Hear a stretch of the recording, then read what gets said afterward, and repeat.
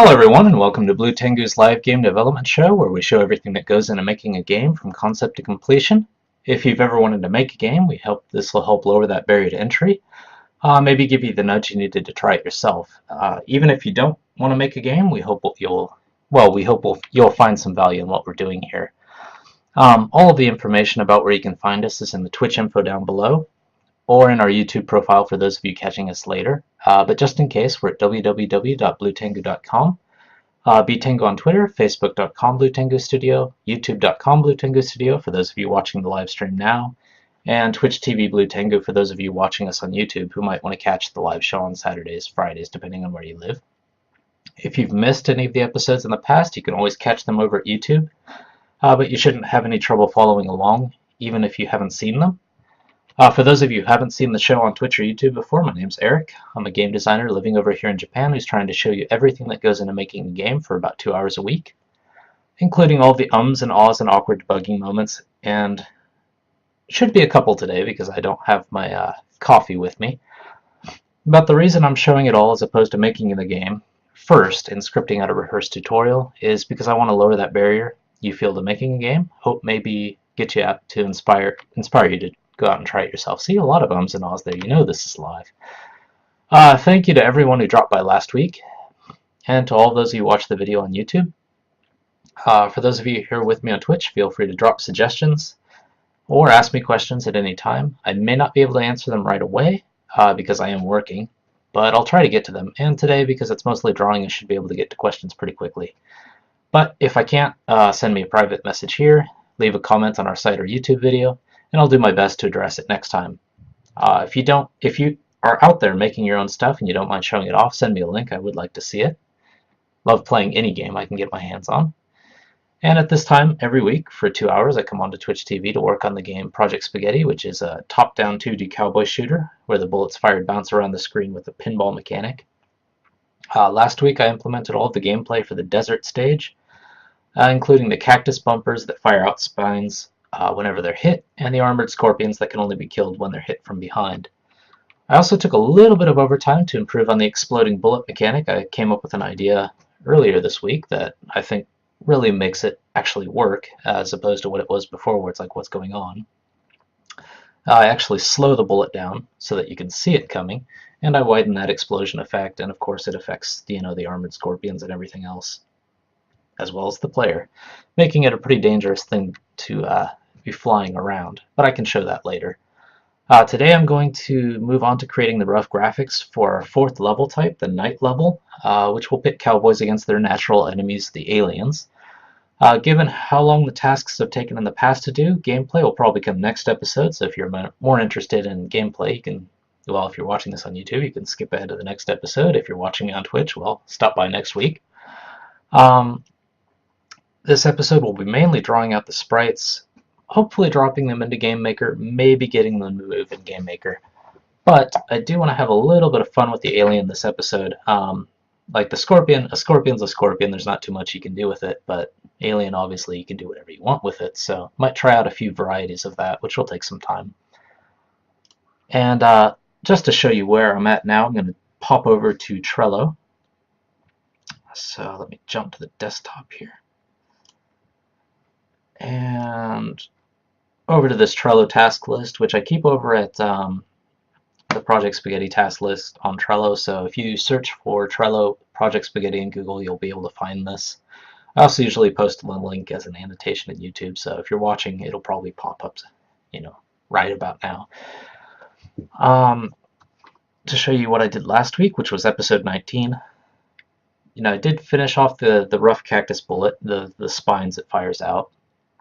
And I also, made the bumpers so that when a bullet hits the cactus, it fires out spines in either the cardinal directions or, if it's been hit multiple times, in diagonals, which is that repeated hits charge up the cactus thing.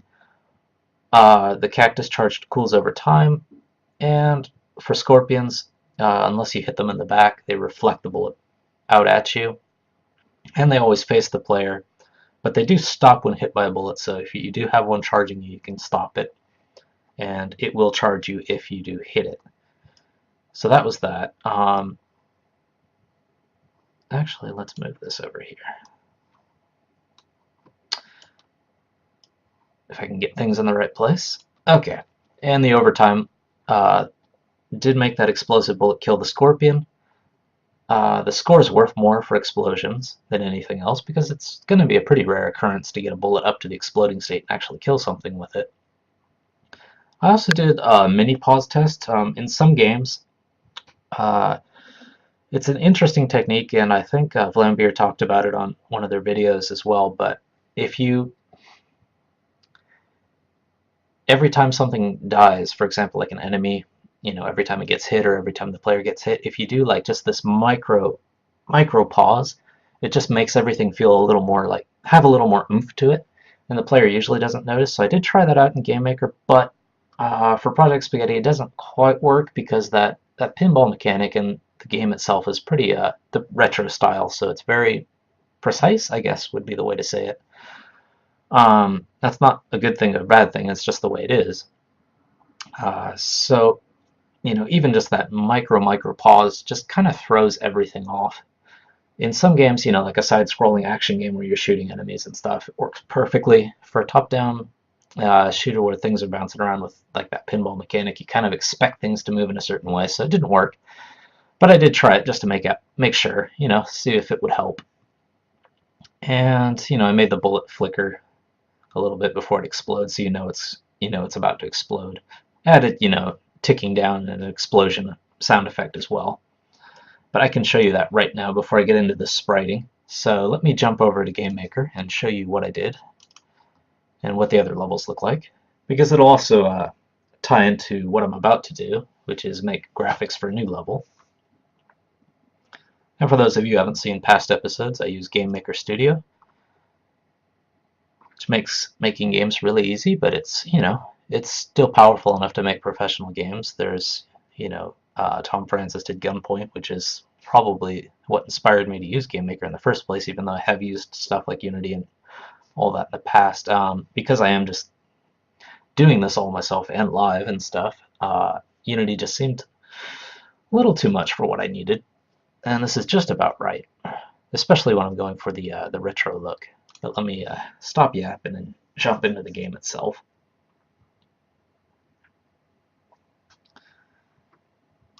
Move it up because I always forget that the bottom of my monitor is cut off by the camera, so I'll try to be careful about that today. But this is the basic game. Like, the cowboy wanders around when he fires a bullet, bounces off anything that comes. Enemies usually duck the first bullet, but they miss the second one. Every time you duck, it powers up.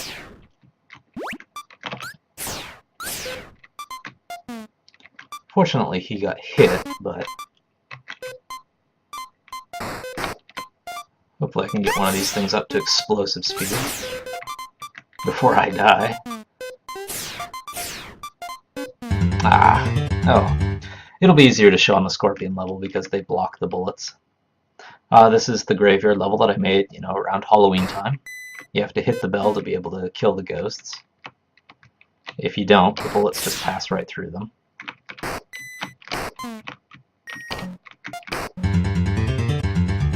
And this is that desert level that I was making the last two episodes. As you can see, bullets just bounce off scorpions, although it makes them very upset.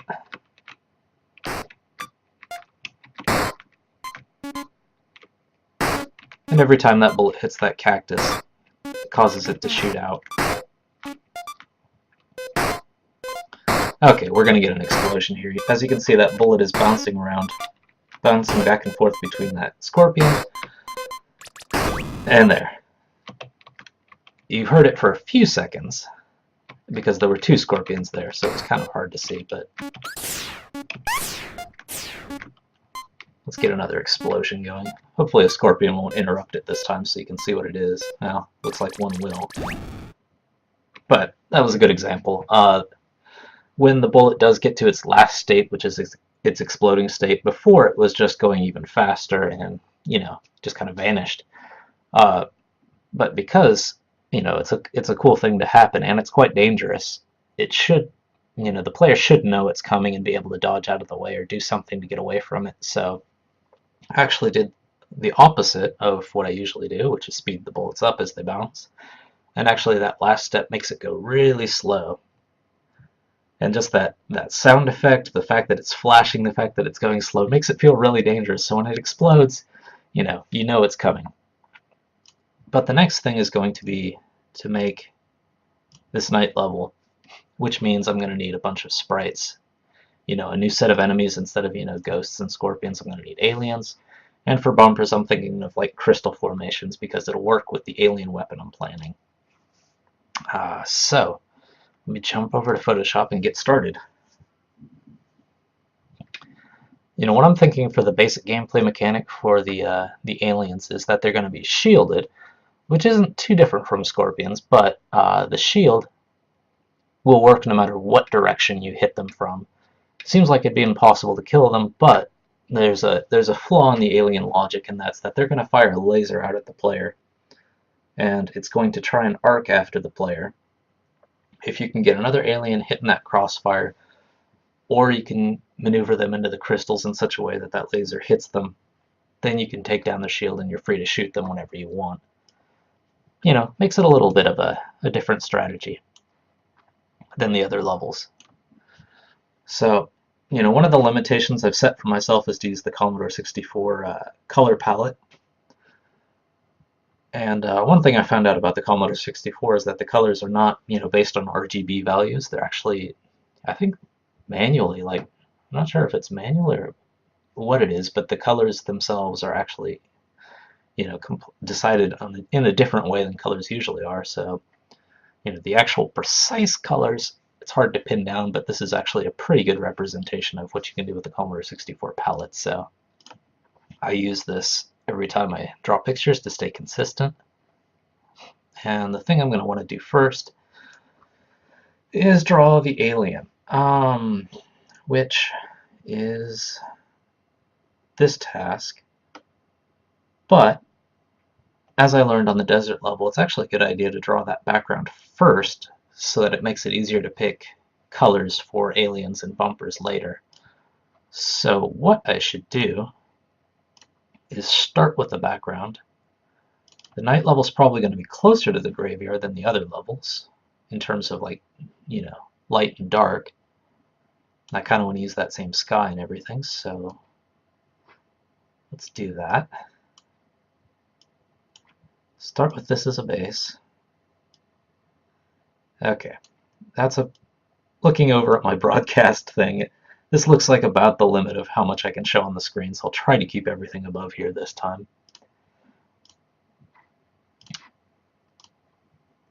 Okay, and no, I don't want to save the Commodore 64 thing again. That's fine as it is. Definitely makes it kind of cramped to work up here, but that's one of the problems with me having a really, really old monitor, is that it's not, 720p or anything like that. So I have to kind of use just a piece of it as the broadcast. Let's just call it night background. Okay, now I'm free to override it. I don't need trees, don't need the boundary. Still need the buildings in a way to show what I need, to show what I'm working on. Yeah, I don't want to zoom in on the Commodore palette. First things first, let's get rid of this stuff. Oops. Make sure I'm working on the right layer here. I do use Photoshop because I'm used to it. It's what I've used at work. It's what I've used everywhere else. At my old job in the past. But there's definitely free options out there. Probably the most well-known free equivalent to Photoshop is something called GIMP. But there's also, over here I have them, but there's also Krita, there's also graphic scale for spriting, and there's plenty of other options out there too. So you don't have to shell out big bucks for Photoshop just to get things done, especially on this level. I'm no super artist, as you'll soon find out. Okay, that's probably going to be about the right color. Kind of thinking of making the aliens purple and the lasers like reddish. So, not sure I want the exact same color, do I? No, I think I do. That's fine. And let's just rough in some.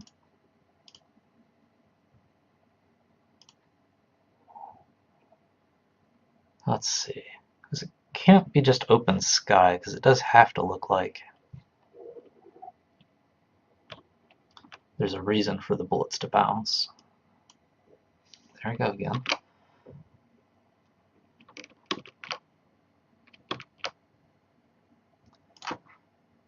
Make sure I'm on the right layer. Alright.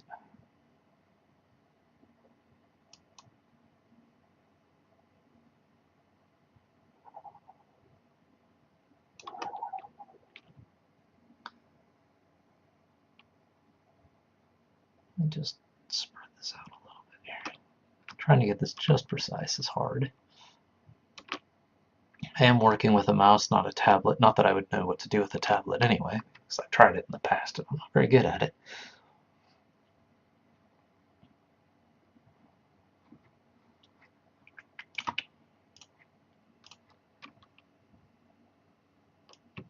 And it's an old mouse as well, which doesn't help. But this just has to be a rough graphic. Intentionally rough in a way so that I don't waste too much time on it and I know to replace it later. Let's see, what's a good ship color? Gray is actually a good color. So let me switch this out.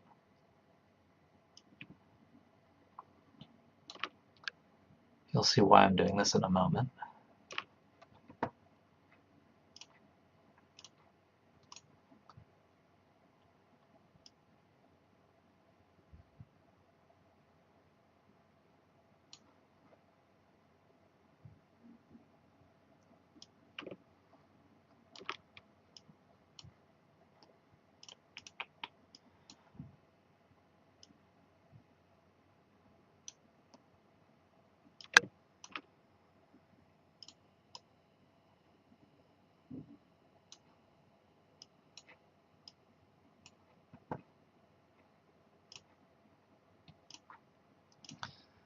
And I need this to be much smaller.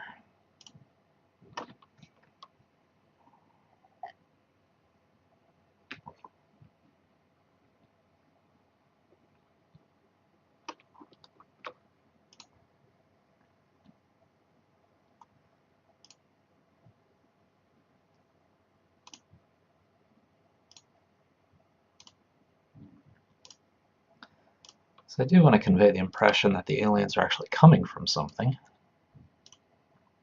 Obviously this won't be the final UFO or whatever, but by having like some kind of UFO in the background, at least, you know, before the first alien even shows up, it'll give the player an idea of what to expect.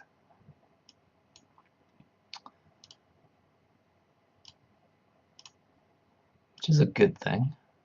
Keeping the player informed is always a very good thing.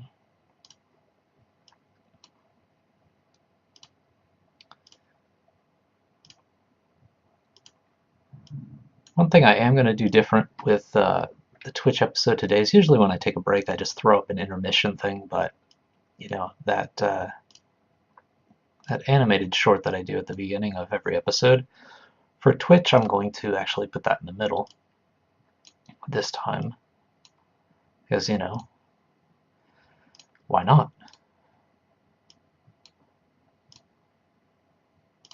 It beats just watching a static screen while I take a break, right?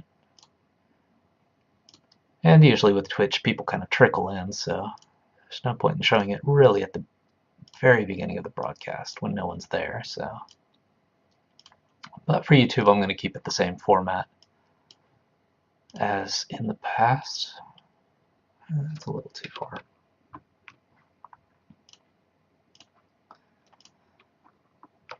I don't want to get too nuts with this because I am going to probably replace it later, but just so it does look like a UFO. Let me line this stuff up at the bottom.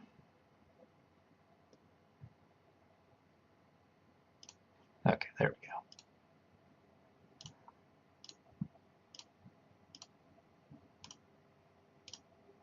You know, if I was a Photoshop master, I'd probably redesign a brush where I could just whip across and it just automatically does this, but it would probably take me more time to learn that than it would be to just draw this out. And this isn't something I'm going to be doing that often, so it's probably not worth the distraction. As I've mentioned in the past, it is easy to get distracted by wanting to improve your techniques and tools and stuff, but it's important, but sometimes you just kind of have to do the work.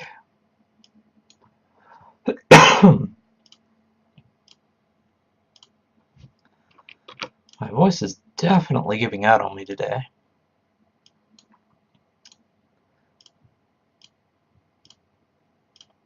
Hopefully it will last.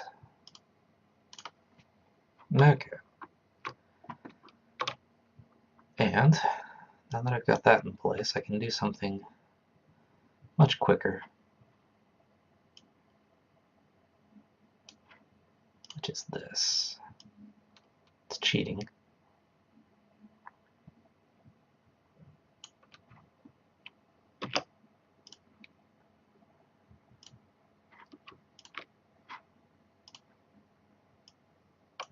Nope. Just the layer. Make sure I have it in the right place.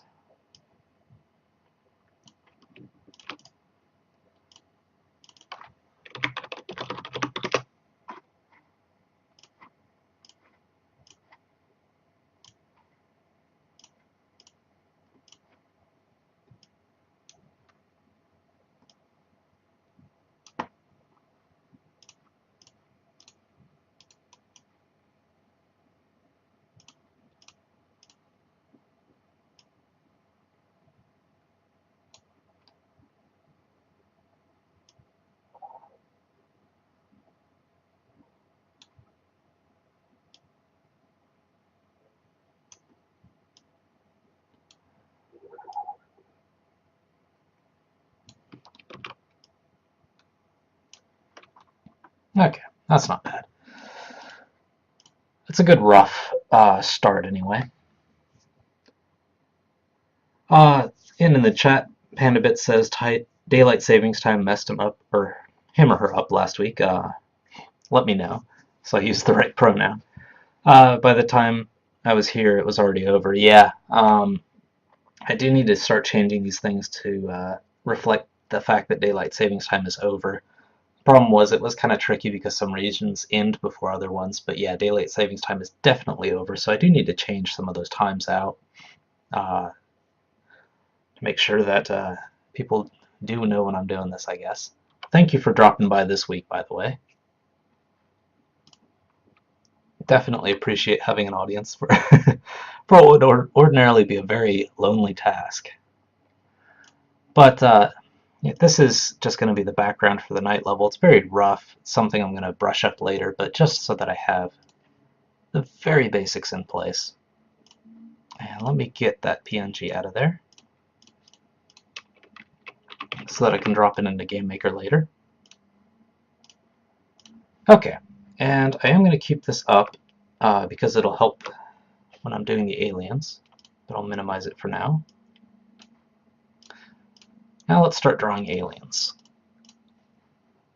Now with this, like I said before, with the scorpion, I basically tried to draw just one type of scorpion. With the aliens, I think I'm going to try to draw maybe 2 or 3 different types and just see which one I like.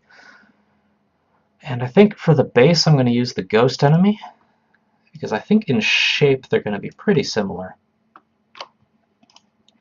Because I'm not thinking of like little grays with like hands and feet and stuff like that. I am thinking more like, you know, something that's in a hovercraft or, you know, has pseudopods or something like that.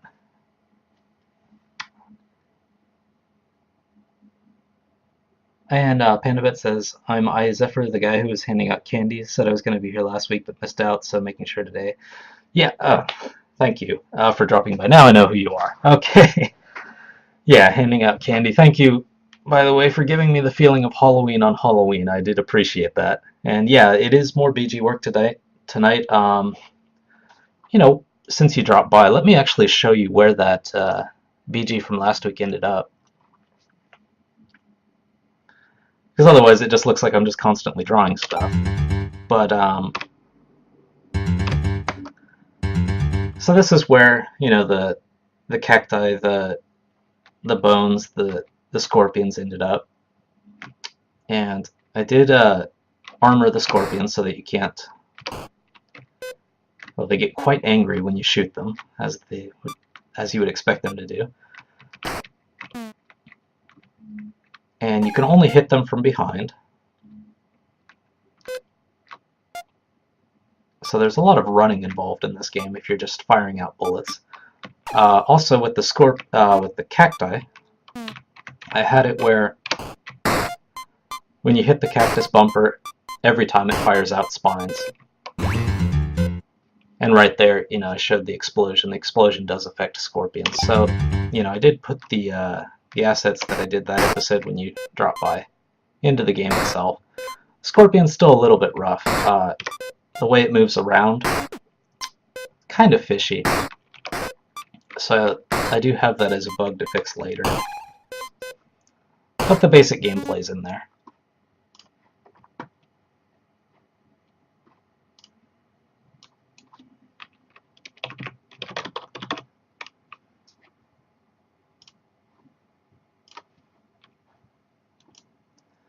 Okay, I don't need angry aliens, so I'll get rid of that. And the alien's going to have two states. One's going to be shielded and one's going to be unshielded.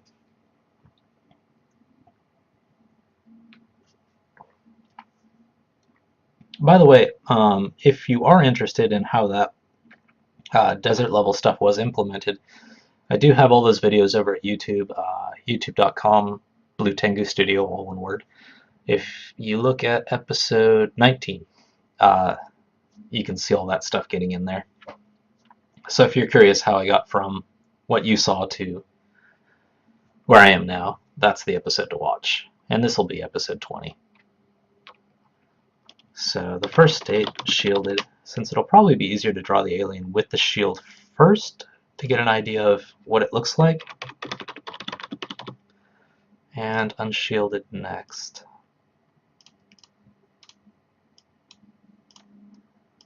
Since it's not going to be semi-transparent, I can get rid of that opacity being tuned down.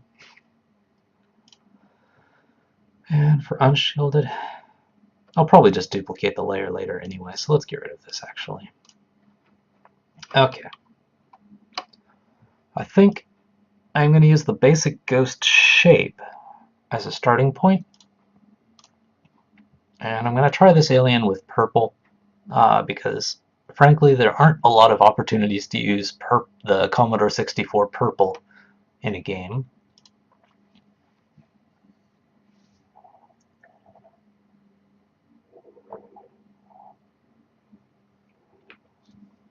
I guess being sick last week must have really done a number on my throat or something because it's acting up on me a little bit.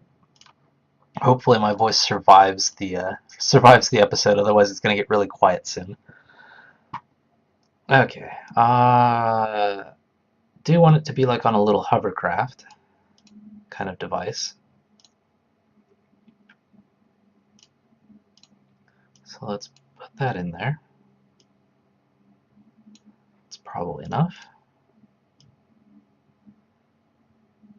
Just to make it look a little different from other enemies. I'll drop it down a little bit. Don't want to just have... I want to make it look like an alien as opposed to just some purple thing, so give it a nice eye there. And get down to my pixel brush.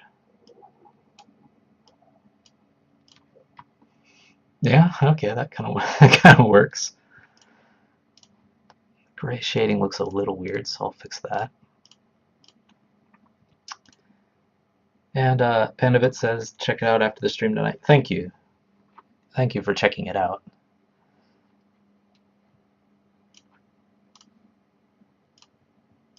And for any of you watching the YouTube video now, I usually do, down in the description, I usually have time codes so that you can skip around to what you're interested in. So you don't have to watch like the intros and other things like that if you just want to see like the work in progress. Make it look like there's a little booster coming out.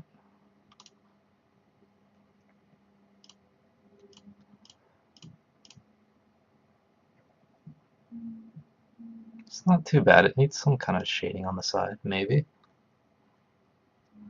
This is where it's going to be helpful to have that night level. Let's see what this thing looks like against that background. So when it's in game, it's going to look like this coming around.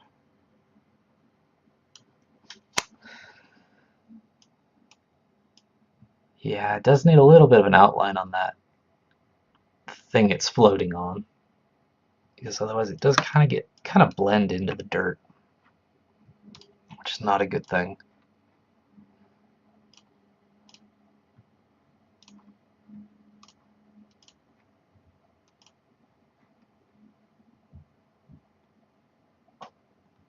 Maybe I should just go with black, because that dirt's going to be pretty dark, so I don't think any other color is not going to work that well.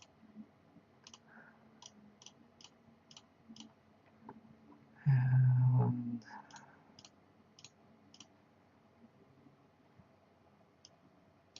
is that going to be too thick? I suspect that's going to be too thick, but it might just be because I'm zoomed in here. Yeah, it does look pretty thick at the bottom there. Not a fan of that.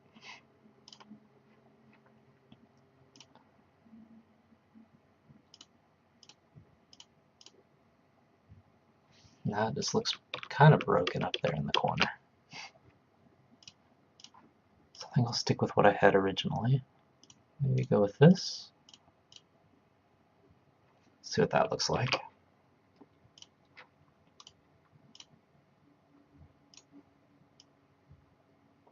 Okay, that's not too bad. The grid is kind of making this hard to see what it's actually going to look like.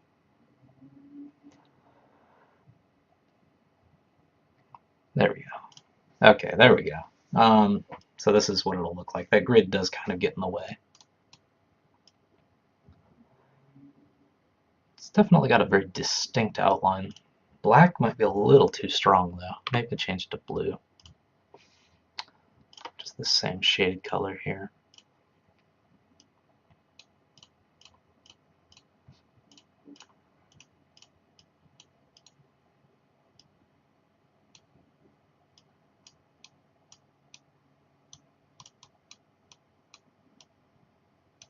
And with that, I don't need all these extra pixels, so let's shave a few of those off.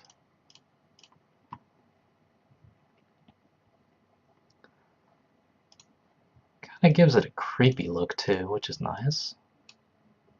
Let's see how that looks.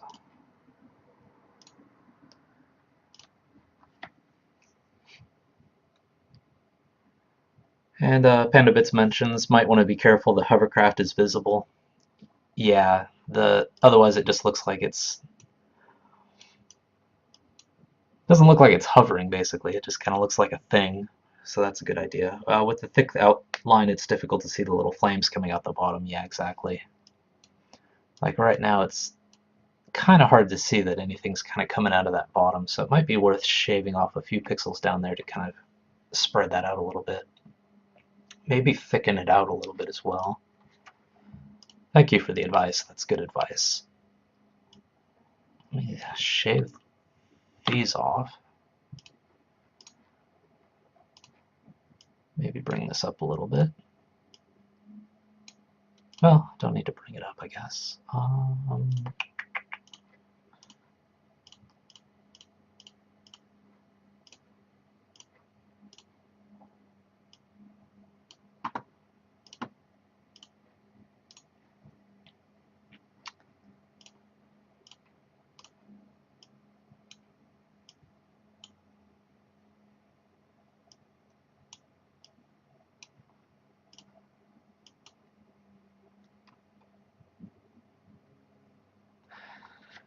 And let's see, thinking about animating it in the future. Obviously don't want to just have red bricks down there because it's not going to look like anything's happening. So whether to basically do this.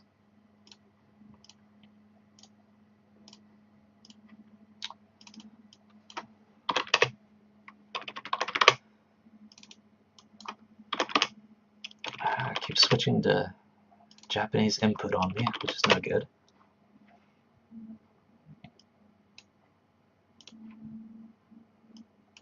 What is, oh, that's because I've got that going, okay. So basically whether to have it look something like this,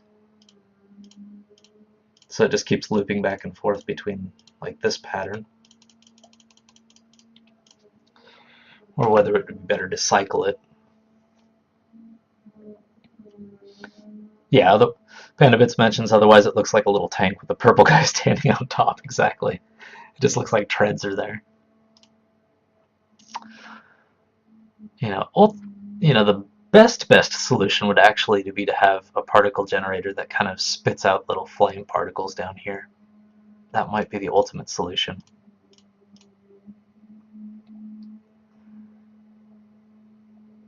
So I think for now, I'll use this as the default, if I go with this alien actually.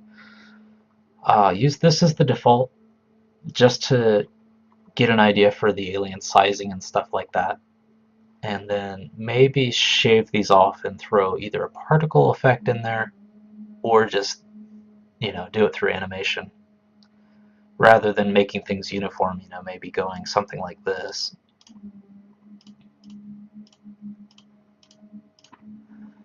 Something like that, and then just shifting those around to kind of get a flame effect, which, would work just as well, I guess, as coming up with a particle generator anyway.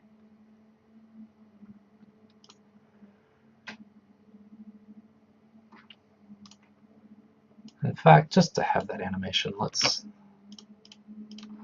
go ahead and do that.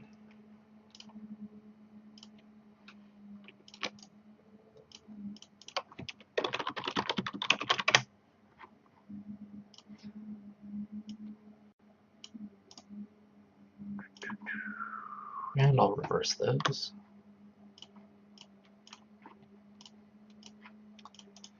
And I'll get rid of that first one.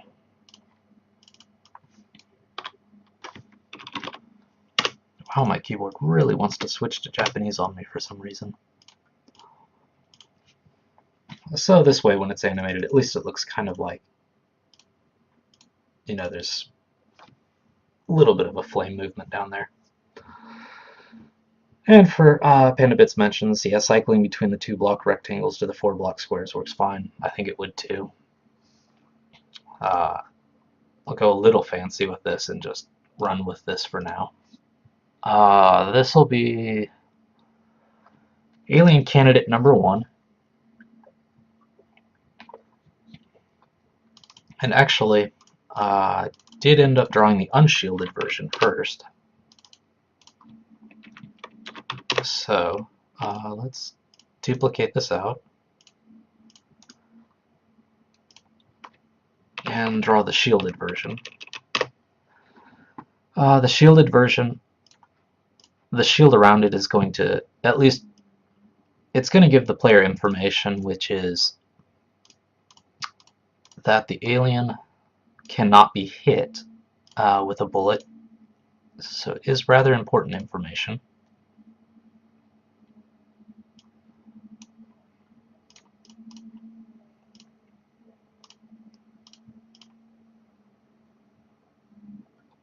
Okay.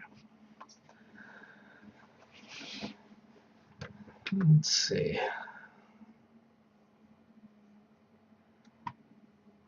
Might be a little thin on the top there.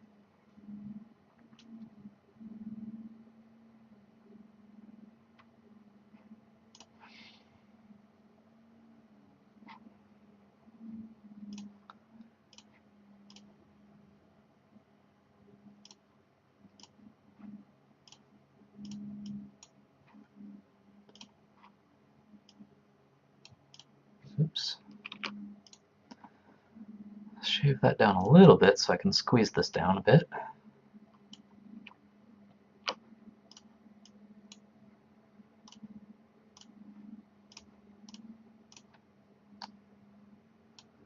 Okay. Now it'll be easier for the player to see the whole shield dome thing. And the unshielded version's easy enough to make from this. So I just have to copy it.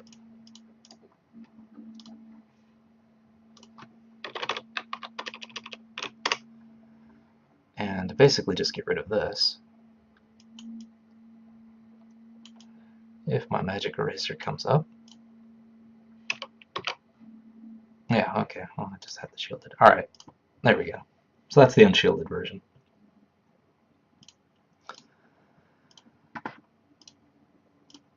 So I'll work with those two for now, just as rough sprites. Shielded, unshielded, for candidate number 1. And Pandavits mentions the nice thing about the color style is that you could actually keep the purple as shielded, then switch the color of the body in the outline. Or would that be too vague? Yeah, I mean, that is a good point. This purple does kind of feel like, you know, some kind of creepy energy that's coming off of this alien, so it would definitely be possible to do that, you know, just as a very thick outline that just disappears when the aliens do hit each other, opening them up to get shot. Not a bad idea. Like you said, it might be a little bit too vague, because these sprites are going to be kind of small. Well, that's the unshielded version. That's the shielded version. Like with that, it's pretty clear that there's a difference between those two. Let's go to the unshielded version. If I did do something like this,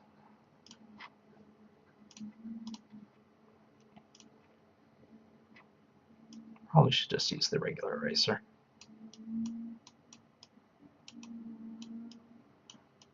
For some reason now the alien feels bald.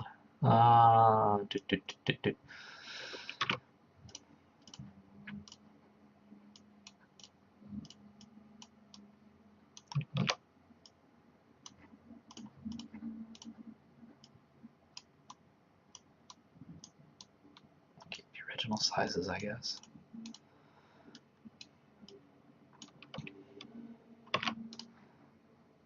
Just to show you what it would look like, I guess, because it is a good idea.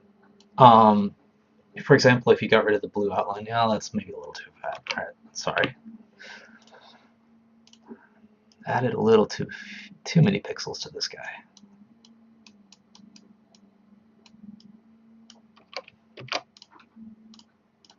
Okay, there we go. So those are the three options. You know, if this guy here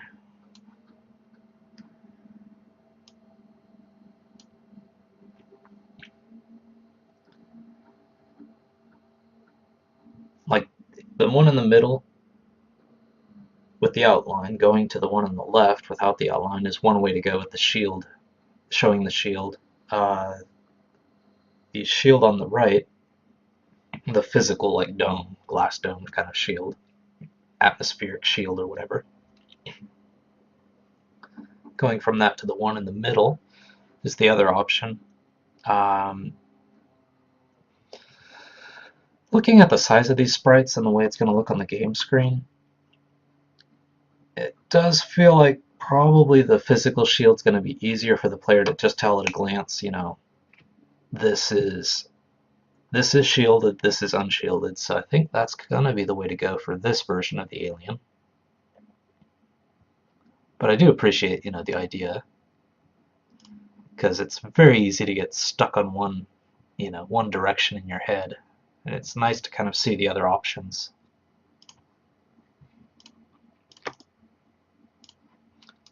And think about them.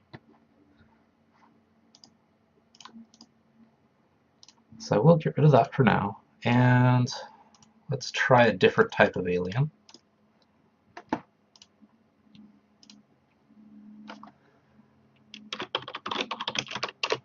Go with attempt 2. Let's see, for attempt 2, no point in having another hover alien. So let's see what it would look like to have kind of a pseudopod type alien. Maybe I'll bring this ghost over.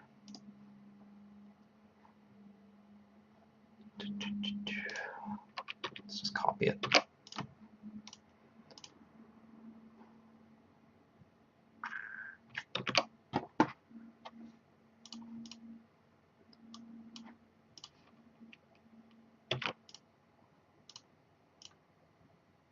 Why is it doing that?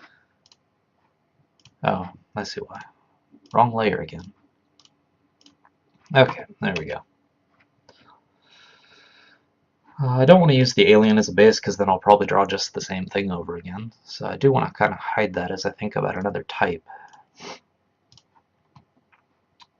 So let's see, let's go with green on this one. And let's see what happens when I do something like this.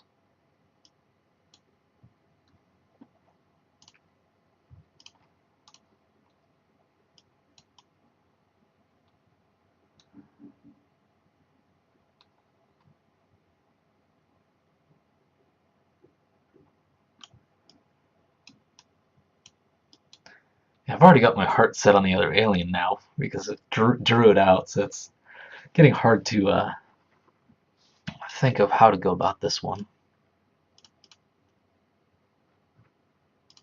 Probably better to squash it down a little bit.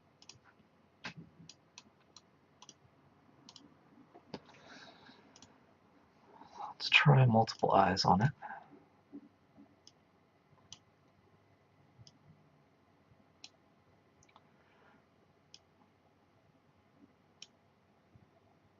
Bring those down a little bit, actually.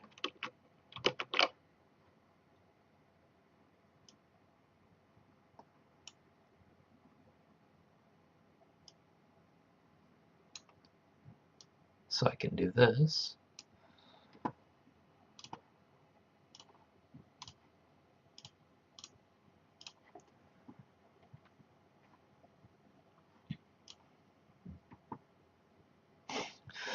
Now it just looks like the thing from Toy Story. No, I don't want to put a mouth on it. It's going to be kind of hard to show that this one's shielded. Maybe I'll do the outline suggestion on this one.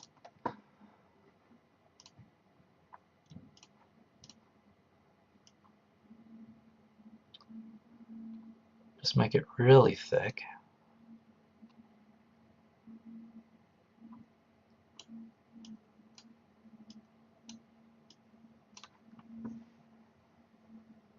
Maybe even thicker. Let's see what this looks like. Because with the green and the purple, they're just such different colors that it definitely looks like something's going on.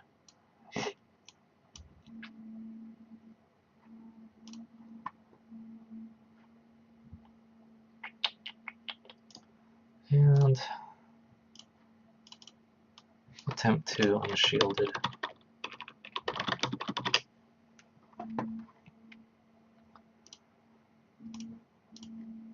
And without this outline.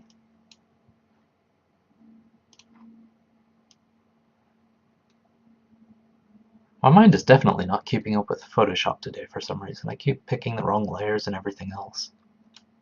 That's what happens when you don't get your coffee in the morning. Okay. Bring that over. So here's another option for an alien. But probably to make that clear for the player, that does need to be thicker.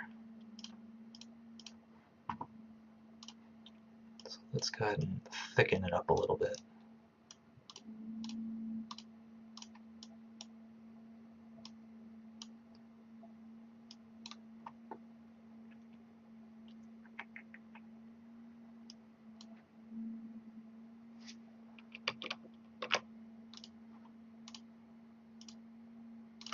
Okay, that's thick enough where it actually looks like it's shielded by something.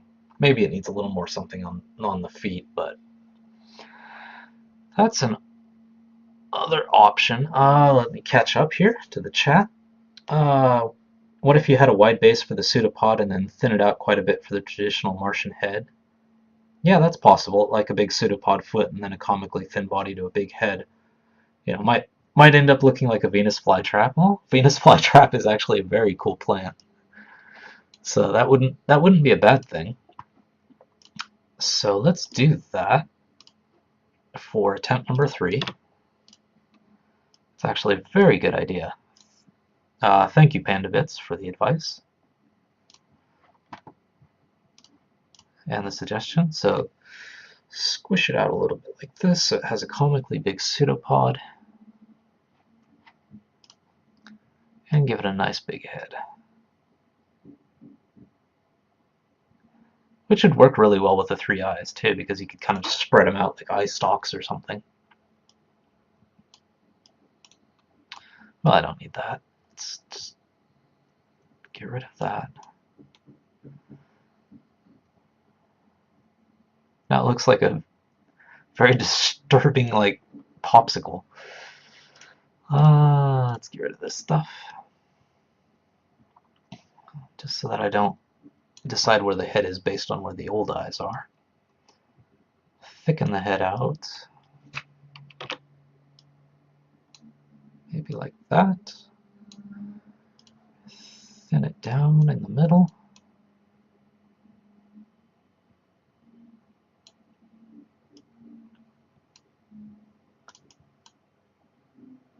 One, two, three, four. 1, 2, 3, 4. And give it a nice big thick pseudopod leg.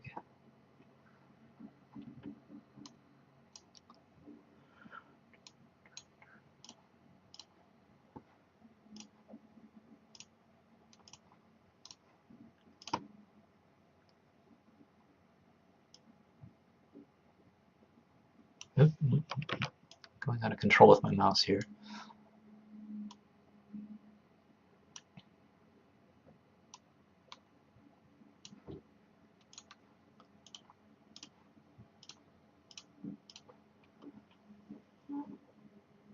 It looks like a tree as I've drawn it, so I need to change that a little bit.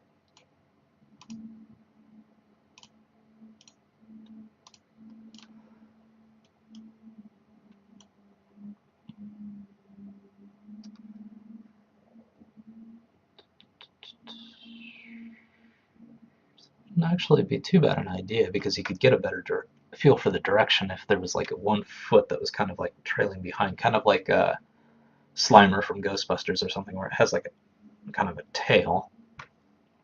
Might not be too bad an idea to do something like that. Like this would be what it would look like in one direction.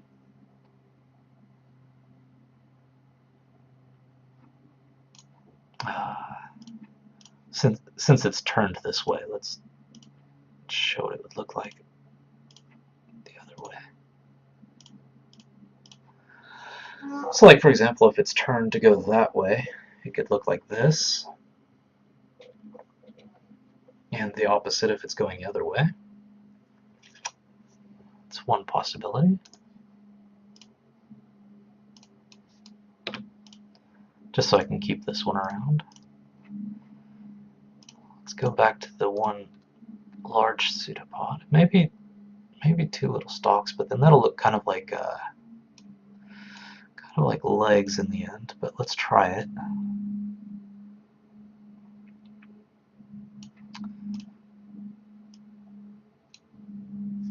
1, 2, 3. Yeah, that definitely doesn't look human.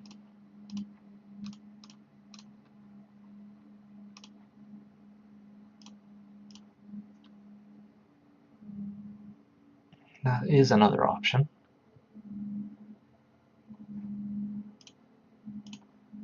And there's enough room to give it stuff up here too. A little bit of decoration.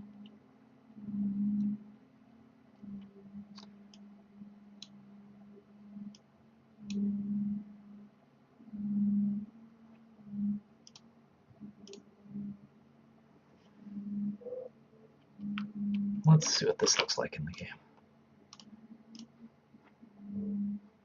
Okay, maybe the red feet was a bad idea. Let's get rid of those.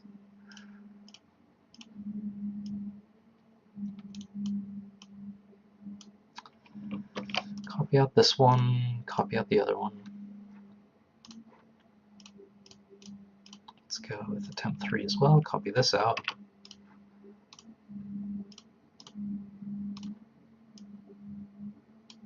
And let's copy out the original ones too.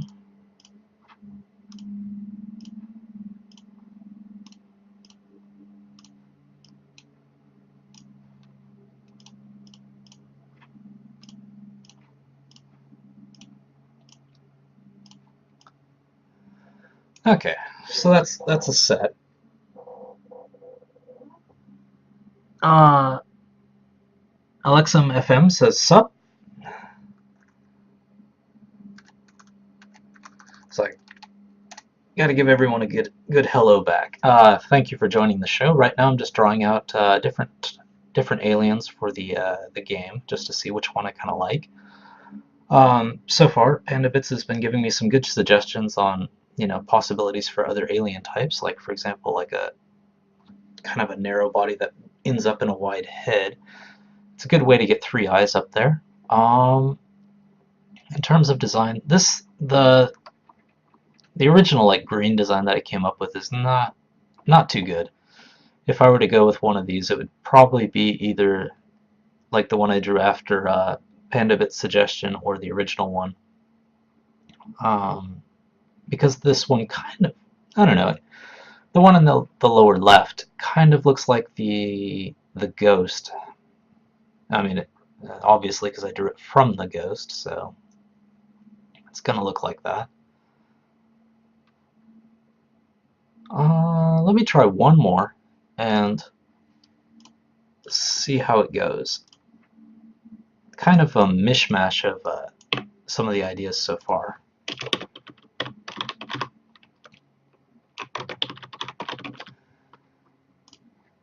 Let's go with bringing this in a little bit, so kind of using PandaBit's suggestion, or say suggestion, but idea of things to try. Why? Oh, because I have purple now. And actually kind of have that thinned out head idea, but inside of this hovercraft. It's definitely one other possibility.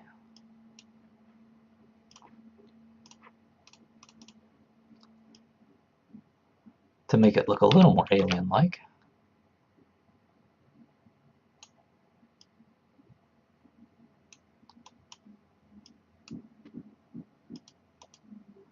I can probably shave off a few of these pixels, make it look a little more circular.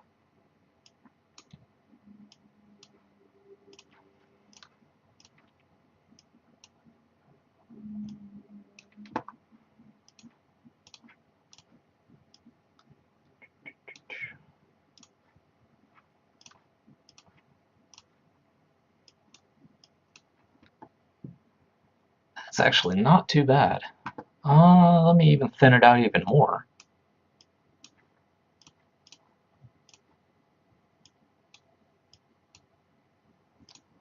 Shave off some of those unnecessary pixels here. Round it out. Yeah, that definitely looks alien. PandaBits mentioned, so a second variant of the floating style. Yeah, it's kind of a second variant using a combination of the floating style and your suggestion of having the head be wider and then the body be kind of comically thin going down to a leg.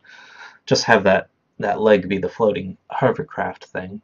And this is actually quite nice.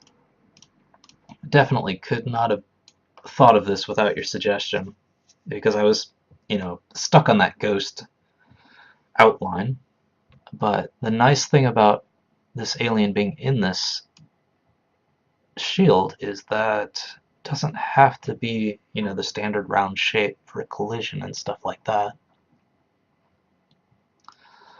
I guess that is one problem I would have with a shape like this, is when that shield is gone, the collision's going to need to change a little bit.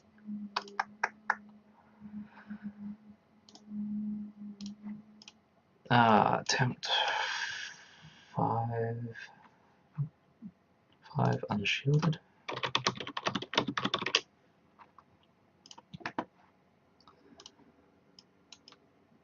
The design is much better than the original one, but I am worried about the collision. Because if the bullet's coming in at this, if I keep the old collision, it'll, hit when it hits that shield. But with this shape,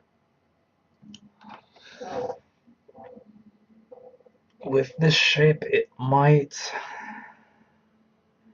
look like the bullet's disappearing too soon, things like that. But, that would be a problem for my future self to solve. In terms of design, I do like this one a lot better, as it really conveys that it's an alien. It kind of makes that glass dome kind of fill out a little more. And it's very weird to have like this eye stalk on a hovercraft. I like that one quite a bit. So I think I'll go with this one, and I'll see what happens with the collision. If I have to fatten it out a little bit or something to kind of make up for that difference, then I'll have to do that later. But I do like the design, so I think I will go with this one.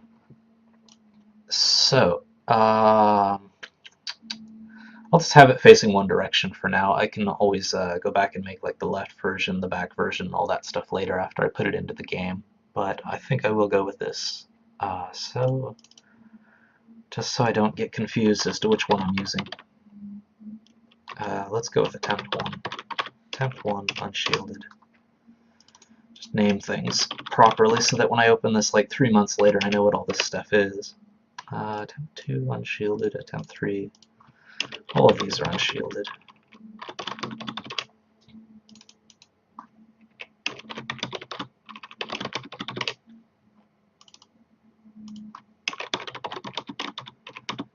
Shielded and shielded.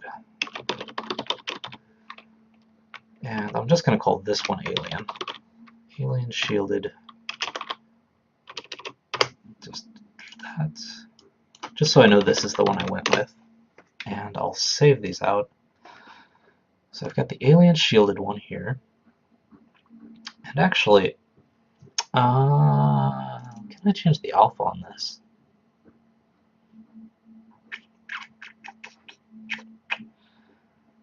I know I can, I just have to remember how I do it. Let's see.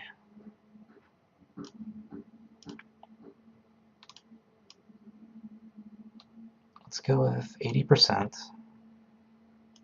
And get rid of this for now. Just as an experiment, I want to kind of see if I can make that shield semi-transparent in the game.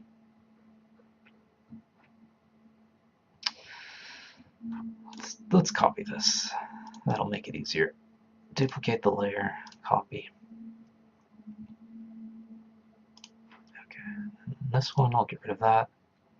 So it's basically the unshielded version, and I'll draw over the other shielded with this pencil opacity 80%, so it's not just a solid color. I'll just worry about the outline first. Right now it doesn't look like I'm doing anything, but when I switch off that layer, you'll see what I'm doing.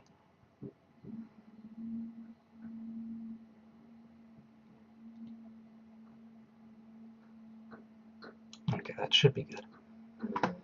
Okay.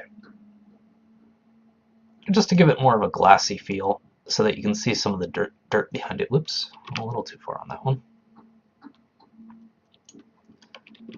Now let's just see what that looks like in the level. Yeah, it looks a little more glassy, so I think I'll go with that. Kind of like what I did with the ghost to make them semi-transparent, just have that kind of that 80% transparency going. So I'll get rid of the old one and go with that one. Thank you guys for the advice. Panda Bits, the idea to have the head be bigger than the body was great. I'm definitely going to run with that, at least as far as I can get before collision issues pop up.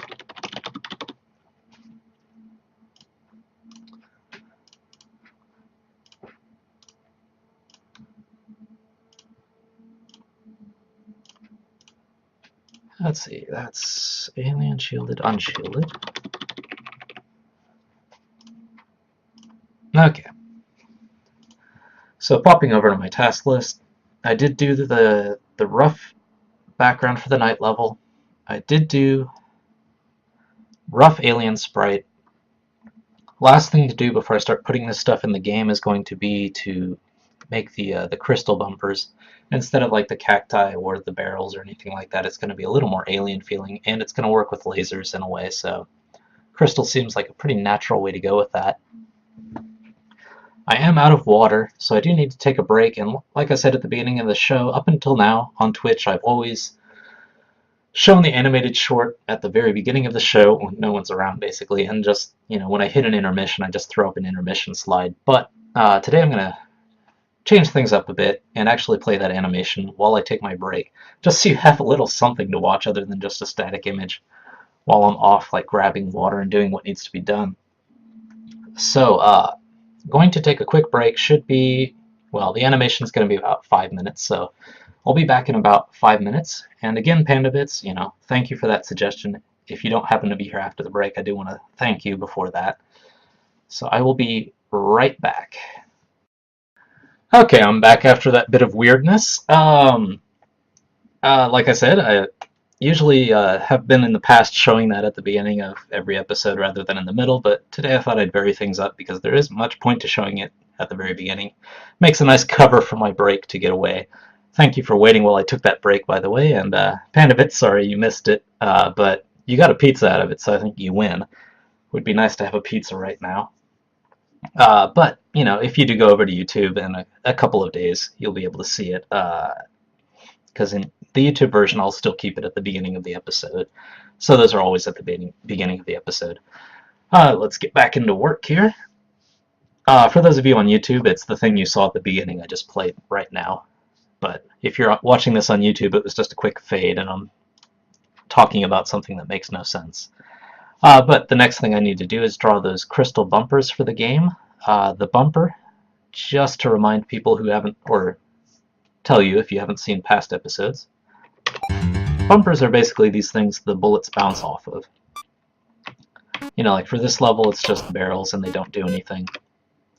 In the graveyard level, the tombstones don't do anything, but the bell does do something. Rings and makes a difference in gameplay. Oops. Bad timing on that one. That is something that is happening now when I switch levels too fast, because it's not designed to do that. And then there's the bumpers here. Like the bone bumpers don't do anything, like the barrels and the tombstones, but the cacti are quite dangerous. So I just need to make the bumper for the night level with the aliens. So those bumpers will go here with all these aliens. Let me get rid of these guys here. There, since, you know, months later I'm not going to remember what these things do. Make sure I'm not deleting any layers I shouldn't be deleting. Okay. Delete layers. Got it. And I don't need these trees, because there are no trees in this level. And I don't even need this boundary thing. Okay. So there we go. That's my basic night background. And I had my ghost. Don't need that anymore. So I do need to open up one of these bumper files to get started. The basic crystal shape, you know, thinking of a crystal. Man, that comment about the pizza is making me hungry. What kind of pizza did you make? You gotta tell me. you're gonna make me want to go out for pizza for lunch here once I'm done. But the crystals, you know, you think about it, they usually, when you see a crystal formation, you know, search online for one, for example, pixel art crystal. Actually, that's probably not a good idea, because otherwise it'll get in my head and I'll just draw the same thing. So let's see, crystal. drawing. Okay, that'll get me exactly what I'm looking for. You know, you think of crystals and you think of stuff like this. You know, you got little chunks and little, you know, kind of spearheads coming out of like one little like location, which is cool. If I make it complicated enough, I think I can get away with it because, you know, these things that are poking out a little too far, you know, don't want to have the bumper collision be too weird because if there's too many like possible directions a bullet can go, then it's really, really hard for the player to know what the bullet's going to do after it hits a bumper. And there's plenty of stuff going on the screen, as you just saw, that the player doesn't really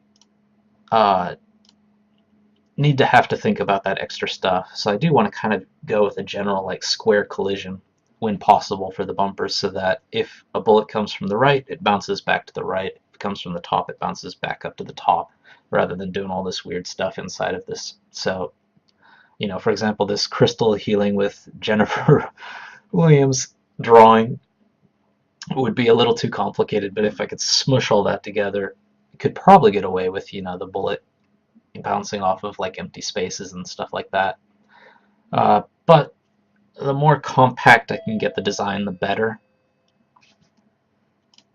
So let's see. Someone rang the doorbell, but I am in the middle of a show, so I am not going to answer that. Barrel. So let's open up object barrel. Let's go with the very basic barrel shape. So the collision is, for the barrel anyway, is designed to be like a square that goes around this. So there are like transparent pixels that the bullet does bounce off of, but there's not a whole bunch of them. So the player can kind of forgive it.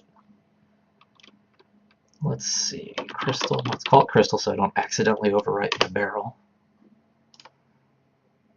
And let's get started. Probably do want to actually use this blue color as a base for the crystal.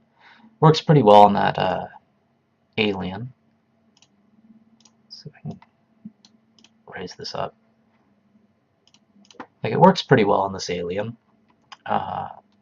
in terms of standing out from the background, so it's probably a good base color to use.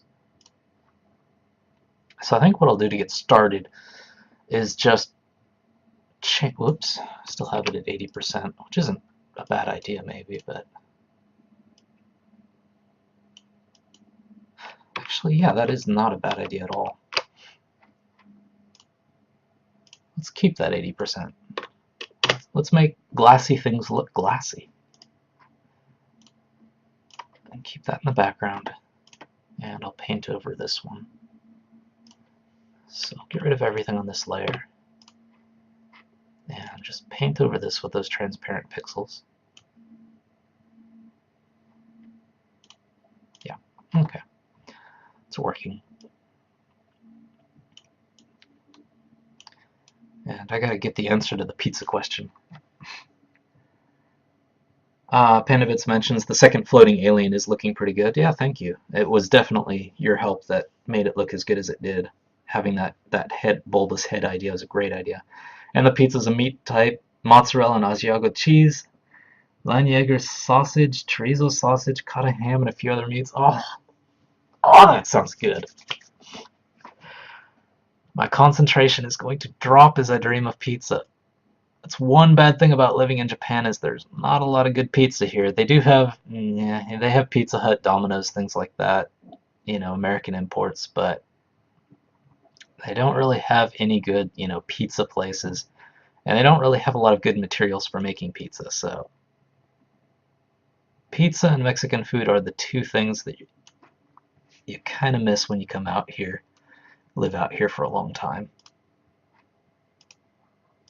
That's one problem with using transparent pixels. If I draw over the same spot, I end up making a darker version of it, and I don't want to do that.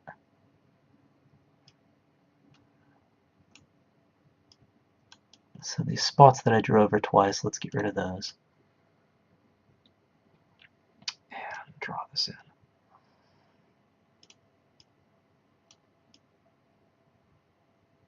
don't want to make the same mistake again, but I guess that's going to be one problem with using this transparent pencil. I think I'd draw over that one twice too. And maybe that one twice as well. It's kind of hard to see these things. Okay, so that's just a basic outline shape anyway. So it's just basically the barrel shape. So the closer I can get the crystal formation to looking like this, the easier it's going to be to put in the game. But obviously this doesn't look like a crystal. It looks like, well, an alien forgot to install their glass dome or something. And PandaBits mentions you need to find yourself a good deli. I don't know if they have good ones there, but it's worth the search. Yeah, they do have good delis, so I guess at least for the toppings, I could probably find the right toppings. Like, you know, there's a store around here that does sell chorizo sausage, so now it's just, I guess, going to the work of making the crust or something, because they don't really sell good crusts here. Did you make yours from scratch, by the way, or did you use like a store-bought crust? So I made one pizza from scratch one time, but that was a lot of work. Mostly because I suck at cooking. And for an outline, probably this is going to be the outline. I guess I could keep this at 80% as well.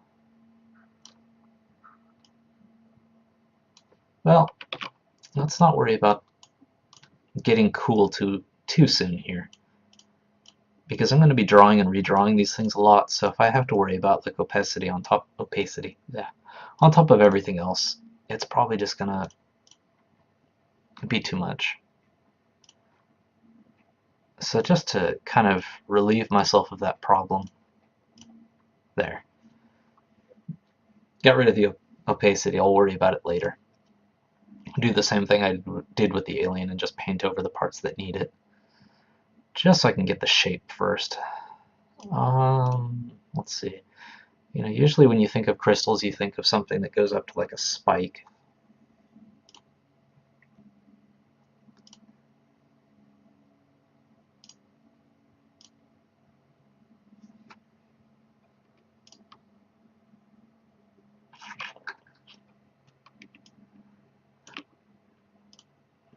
Something like that.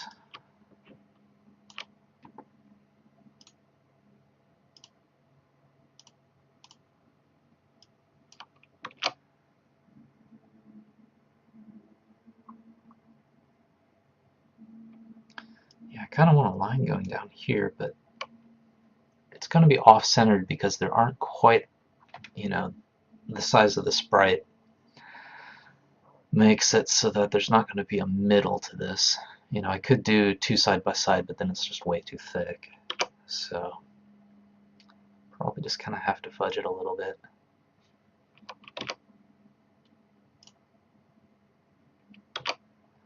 I guess I could just squeeze it in one.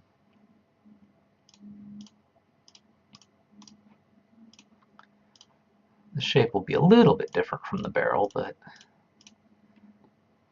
not enough to change the gameplay.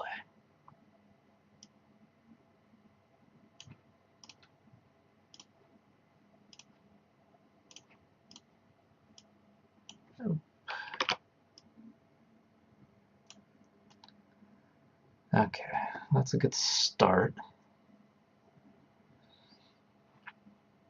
Go back to these pictures here, see if there's anything that inspires me to find a good shape. Having things in front is probably the easier way to go for the side spurs off these crystals. Hope you like it. Which one of these pictures doesn't belong here?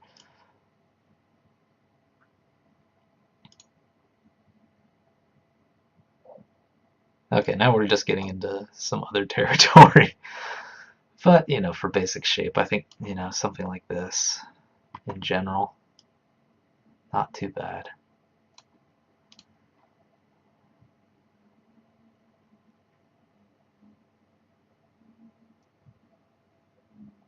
Let's go ahead and let's move the barrel under this. just so I can use it as kind of a reference as I go. Let's get rid of this so that it's not distracting me.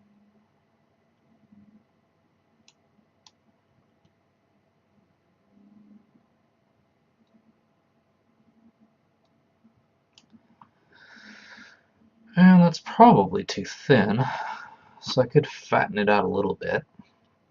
Let's see. PandaVits mentions, yeah, dough isn't that hard to make, it's just time consuming. Yeah, exactly. It just takes a lot of time. It's not as impressive in a way, but you could do a standard pointed crystal, and PandaVits sends a link, so let me bring that up. Because when I was doing the desert level stuff, these links that PandaVits and the other guys sent to me were awesome reference. So I definitely have to see this stuff.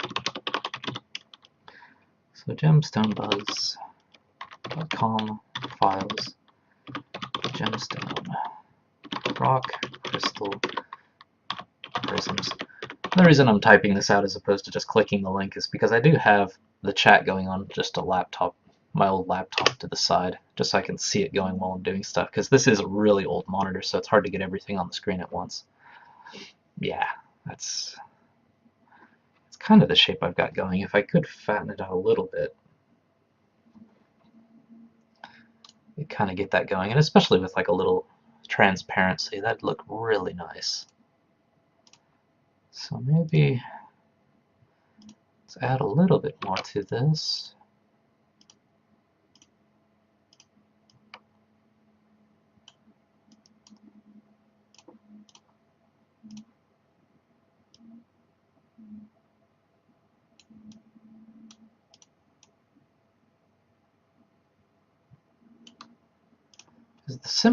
The simpler I keep the shape, the better it is for the game. So not having a bunch of extra stuff on the side might actually be the way to go.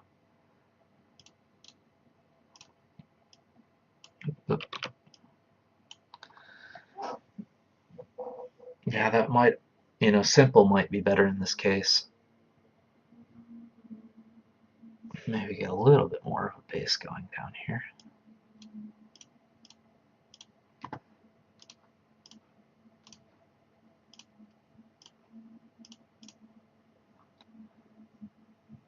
Let's see what that looks like in the map.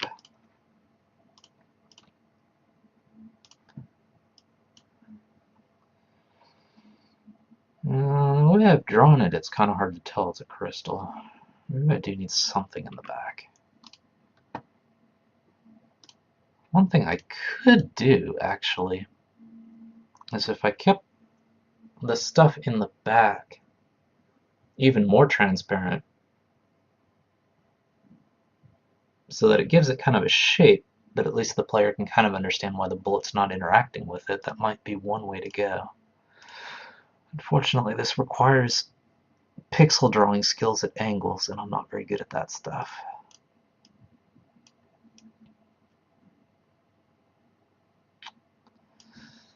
Let me actually make this a separate layer so I don't screw this up.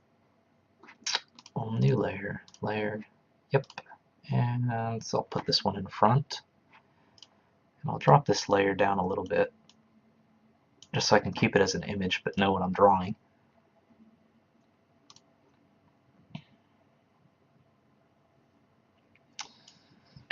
Well, let's see. Actually, if I put other crystals in front, maybe I can kind of get what I'm shooting for that way.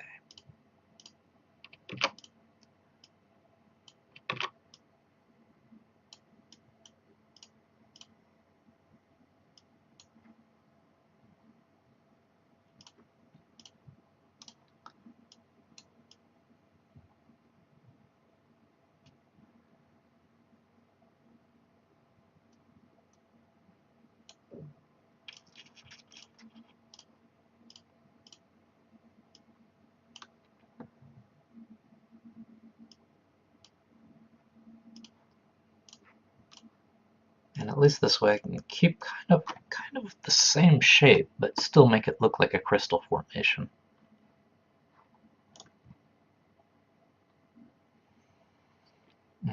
And like, the cactus from last time, probably don't want to just have the same thing on both sides. So let's not copy it straight out. Let's make another layer. Drop that down. And put this one in front.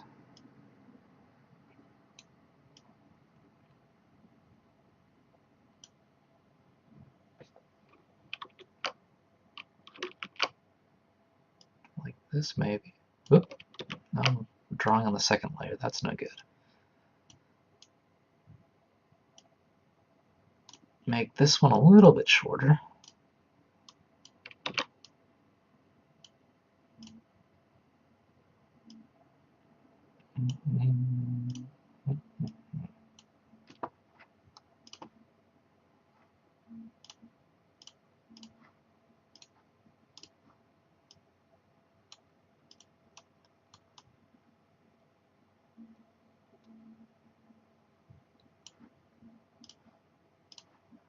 Wouldn't have thought 6 months ago when I first started doing this that I'd actually be spending a Saturday morning drawing crystals. Definitely did not see that one coming. Okay, let's bump all these back up to 100% and start moving these things around so they look nice.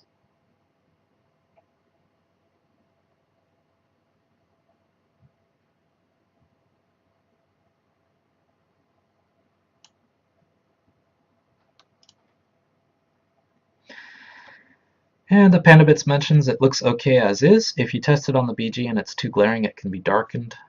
Oh, well, you read my mind, yeah.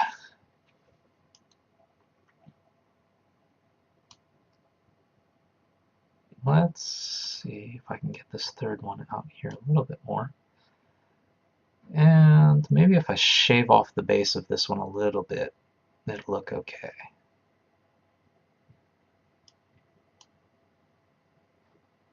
Two.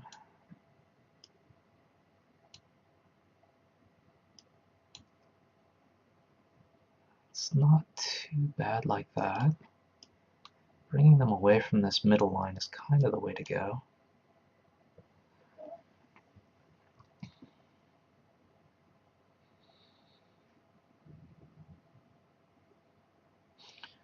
Maybe I should make this one a lot thinner.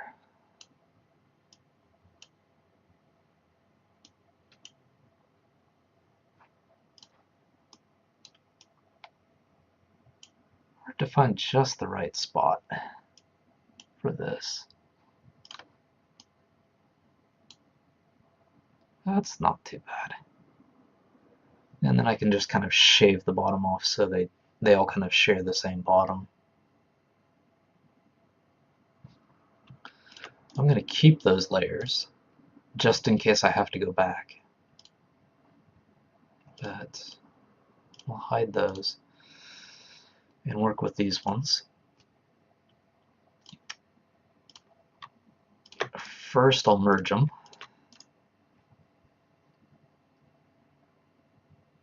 First merge.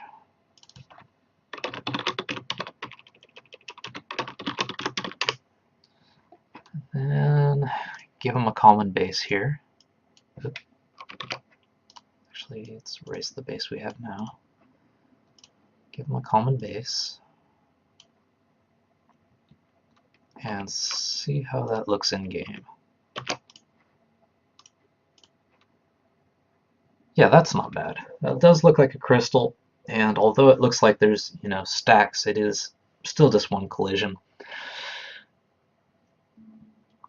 It kind of makes me feel like I do want to bring it out more, but that's going to affect the collision quite a bit if I do that. So I'll run with what I've got here. I think that's what I'll do. Run with what I've got here, do the transparency stuff on it. Maybe bring this over a little bit more like that. Fatten this out a bit.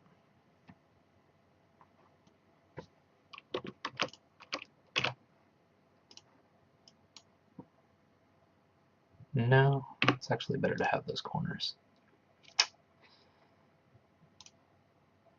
If anything, it's better to make those corners even more pronounced. Like that.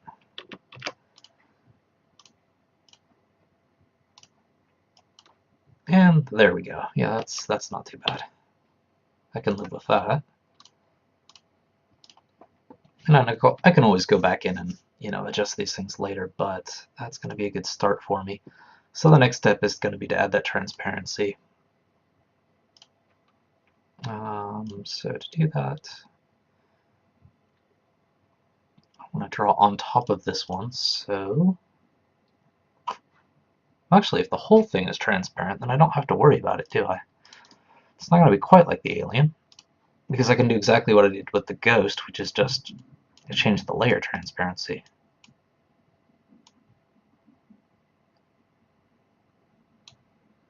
And just to give it just enough where it doesn't look like it's some kind of bug, but you can kind of see through it. Am I copying the wrong one? No. Copy should be fine, right?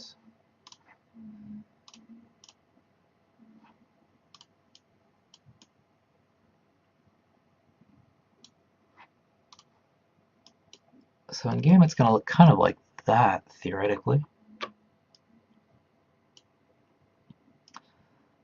Kind of hard to see the transparency, so maybe I can tone it back even more. That's too much. Yeah, 80% seems about right. It does kind of have a glassy feel to it. You can kind of see the dirt through it, but it doesn't really show through it like it's glitchy. So I'm going to try to put that in the game, see how it is, and if it's too clear or too thick, then I can come back in and fix it. I'll keep the barrel around for reference, but the only thing I need from this is this topmost layer.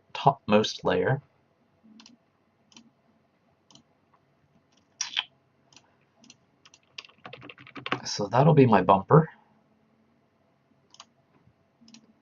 Okay, let's start throwing this stuff in the game. I'll keep that around.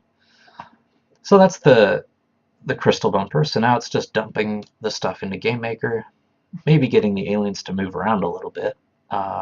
Get it started for next week, because there's going to be a lot of stuff to do next week. Gameplay wise, if the aliens are going to fire out lasers that sweep across the screen and stuff, that's a lot of stuff I've never done before, so may not even be able to squeeze it all into one episode, but give it a shot. At least if I get some stuff done today, at least if I dump the assets into the Game Maker game, it should give me a good head start for next week. So I'm going to do the usual things that I do when adding new sprites, and that's first create a group for them. It'd be nice to create a group in the right place. Group. Okay, I don't use groups for bumpers, so I'll just create a sprite. Sprite crystal. Use that one that I just saved out. I don't want precise collision checking. Mask looks okay as its default. Want it to be centered, because in Game Maker, if you don't use that origin in the center, everything's kind of like this, so wherever you place it just gets a little off. As long as you're consistent throughout how you're using these origins, it'll work out, but the way I've been using it, it's always centered. And this is where I want to create the group for the alien. So sprite group alien. Add that sprite.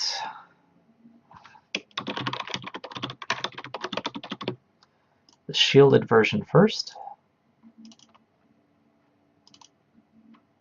Center that. And collision-wise, let's see, probably want to shave a little bit off the bottom, because even though there's those like flame pixels, those shouldn't count for like what the bullet can hit.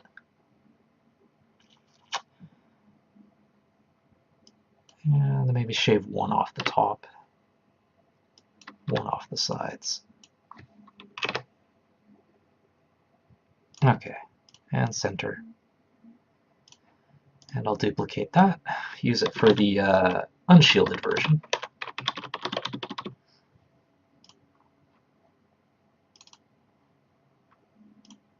And I need to do this again. I want to make sure I use the exact same collision values because otherwise crazy things will happen. So 517, 118. 517, 118. 517, 118. Because if the collision changes based on a state, then suddenly it could overlap with some other collision and cause crazy things to happen, like getting stuck or whatever. So I don't want to ever do that. I want to make sure no matter what happens, it always keeps the same collision. And I do need to add the night background. So let's copy the desert for a base and say BG night. And load that in. Load the night level in. And one thing I do, because when you see the room set up, it's pretty easy to see why I do it, but I keep a little bit of a blank border here so that enemies can come in from the left of the screen. Rather than using negative coordinates, I kind of shift the game area to the right a little bit, which means I have to kind of create a little bit of a buffer here. So 344 is how big it has to be. So I have to add 24 pixels to the left. So resize. Don't want to keep the aspect ratio. And I can never remember which one of these is the right one. Ah, got it. Got it on the first try. So I think it's a little different from Photoshop and the other ones. So that's fine as is. Yes, I do want to save the changes. Wanted to save the changes. Resize 344. Go to the right. Check. Okay, there we go. And I don't want to tile it, because if I'm tiling the background, that means I've made a mistake somewhere. So next thing is going to be duplicate, the old Wild West town that I had as just called the night level. Because it is a different setup, I'll back it up, call it room night old. There already is a room night old. Oh, okay, I already have a room night old, so I don't have to worry about it.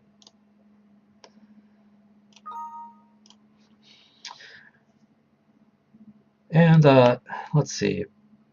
Pandabits mentions, so is the laser array being fired from the alien, or is it a wave of shots? It's more yeah, a ray being fired from the alien. So rather than using pixels per se, I guess I could use pixels, but it's probably going to be more of a line. That's one of those implementation things I'm going to have to worry about a little bit next week.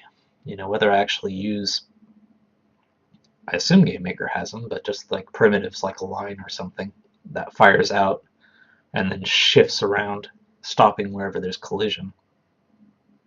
Hope my fingers are on the camera right, but I suspect the easiest way to do that's going to be to have like a line that checks the collision and a line that goes out from the alien to where it senses that collision, and just keep updating that as it's firing around. So it's not going to be like a stream of bullets, it's going to be more like just a straight line. Unless I can't do it that way, then I might have to think of something else. Let's change this to the night. And since that's way too many crystals, let's get rid of a couple of these. These red ones are where I lay down the bumper objects.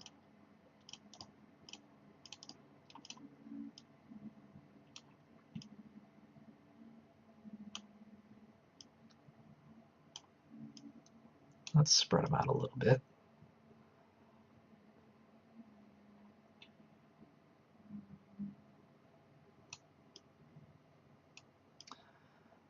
In this room, the blue objects are where power-ups can appear. The pink triangles are where enemies can move, or at least destinations they can have.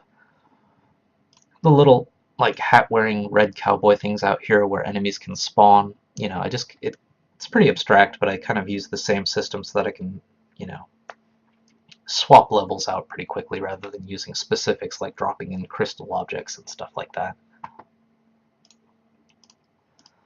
And one thing I've learned from the past is that I want more of these move nodes for the enemy to give them a little more flexibility to move around where they want to move.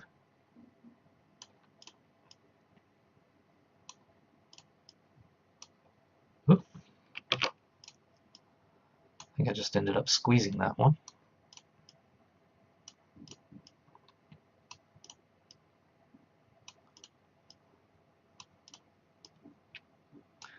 And it doesn't have to be precise because, you know, if anything, a little bit of imprecision makes them look a little more organic when they're walking around, so they're not just walking in straight lines and stuff. But that's something I will have to kind of work on in the future.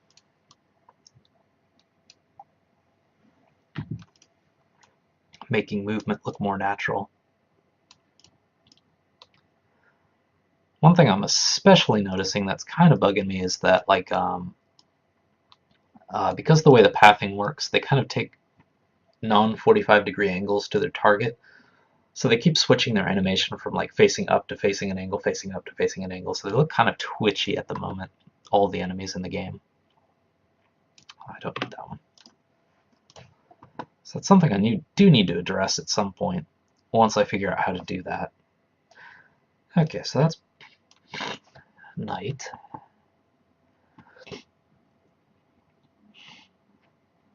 Okay, now I need to actually create the objects out of those sprites. So let's see. Closest thing's probably going to be something like a tombstone for the crystal. Actually, no, the crystal does affect stuff. In the future, it will probably affect that laser. So I think it'll be more like the bell. If something hits it, it's going to cause a reaction, so probably going to be more like the bell. So let's call this crystal. Use sprite crystal. I don't think I need to worry about ringing and respawning bats with crystals, so I can get rid of this alarm, I think, altogether.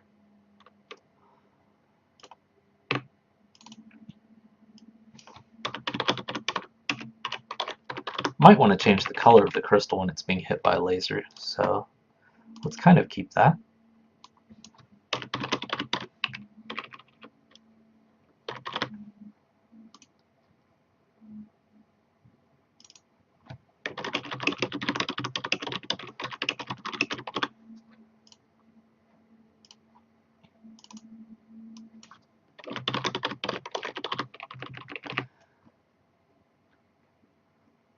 Go ahead and use true and false. Well, now let's go with a number just in case I do need levels of being hit.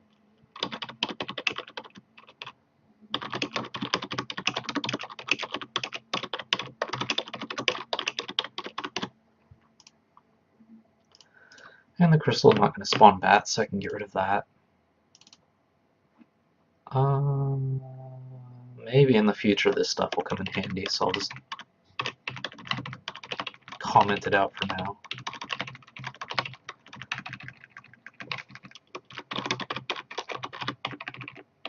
Because with the bell, when the bell was being hit, it played the animation. When it wasn't being hit, it just stayed still. And draw the frame.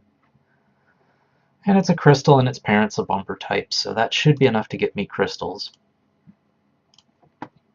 Next thing is going to be to add the enemies. And Pandabits mentions, if worse comes to worse, you can have the alien fire a massive amount of shots at super high velocity, so it looks like a laser. Yeah, that's actually a really good idea. Let's make a note of that. Pen and paper here. The ultimate game developer's companion, pen and paper. Because the nice thing about that idea, I mean, it'd be nice to get just a laser looking thing, but the nice thing about that idea is it does kind of work with the game system itself, which is to have that, kind of pinball mechanics. So, having a steady stream of bullets making it look like a laser with maybe an effect between them might be a better way to go in the end. So I'll keep that. And Jamorian dropped by, and hey Jim, thanks for dropping by. Enjoyed your broadcast on World of Tanks last night. Well, at least mine last night. I guess it's your morning. But that was great. Good job talking about the strategy and everything else. It made me really want to play that game. Even though I'm sure whatever team I ended up on as a noob would not be very happy with me. So to update you on what I'm doing here, and I think someone else dropped by too, so to update you guys on what I'm doing, I drew all of the sprites for this kind of alien versus cowboy knight level. And right now I'm actually putting the objects into the game. And once I do that, I should be able to get the aliens just kind of moving around a little bit.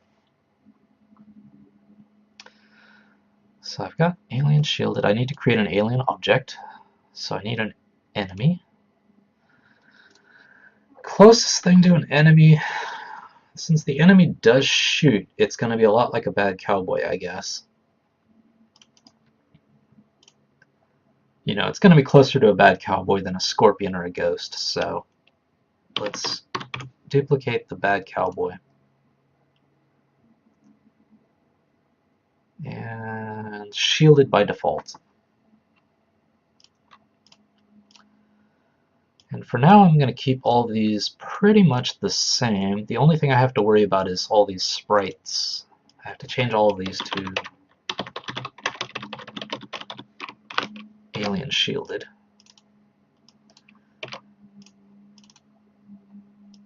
Because I don't have directions, the direction the alien's facing or any of those extra sprites for animation yet. So I'm just going to paste in the same one frame for all of these.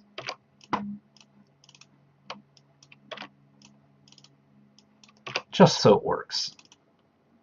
Dead, yeah. Even when it's dead, I guess it's going to be shielded. And the enemy shielded is also going to have,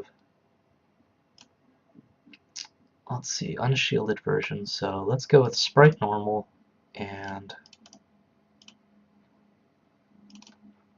sprite damaged.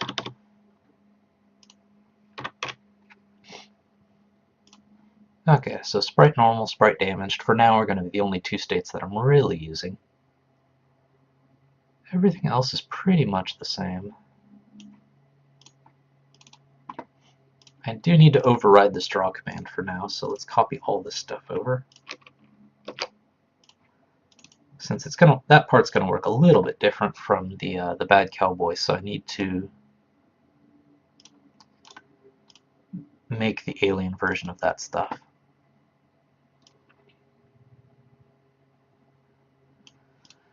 Okay, so if em shield, so if it has a shield,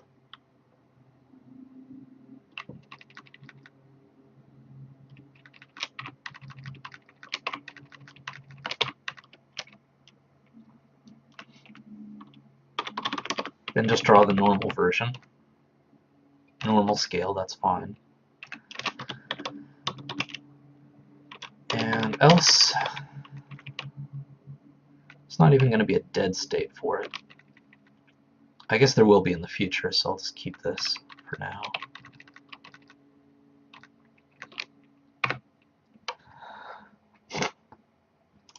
Keep that for now. And keep this last else for unshielded.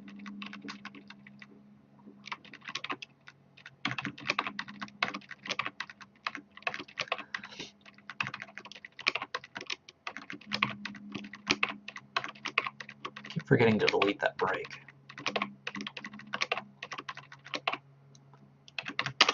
Except in the case when I need it.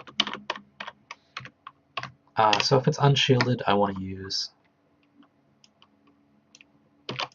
EM sprite damaged.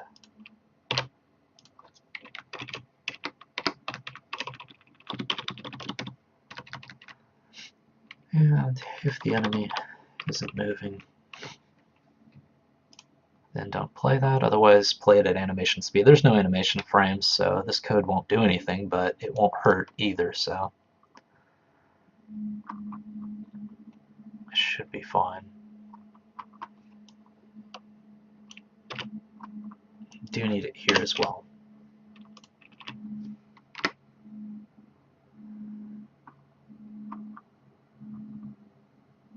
Okay. I think that covers me. Let's see if EMDEAD's 1. Okay, and it draws itself.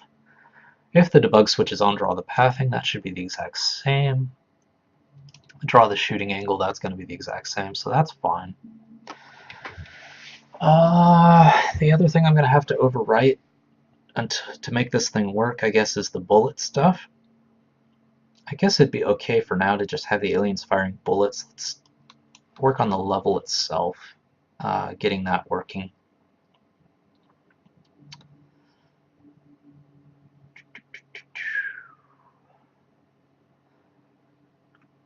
And not sprites. I want to go into my scripts here. Game scripts, enemy create. That's shared by every enemy.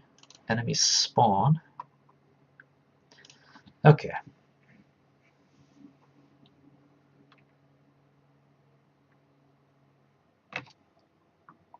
For now, I'm not going to have a different colored arrow for the alien, but it's something I'm going to have to do in the future. And I do need to do one for the scorpion as well, so let me just write that down so I remember to update that in the future, because that's an easy thing to forget. Right now, by default, when an enemy comes on the screen, if it doesn't crash on me, okay, good. Before an enemy comes on the screen, there's these little arrows that pop up. And the reason I divide it up by enemies is just because I want the arrow to kind of indicate what type of enemy is coming. But because I haven't defined anything for like the scorpion or the alien yet, it's just that default, you know, bad cowboy red color, which is fine for now, but I have to remember to change that. The spawn array, let's see. Night level is going to be level 4, so I don't want to spawn in bad cowboys, I want to spawn in aliens.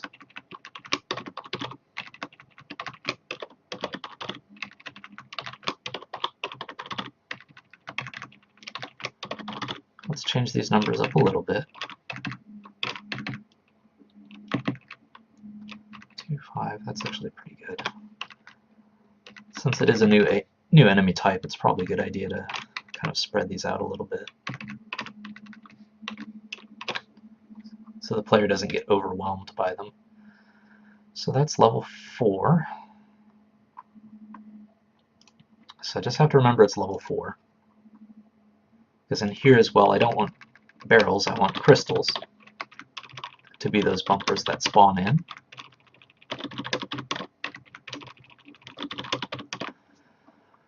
And I think that's all I need to do for that. Fire shot, that's fine. Enemy direction, that's fine. The next thing I need to change is the room manager. So when the room starts, grid path is the room dark or light.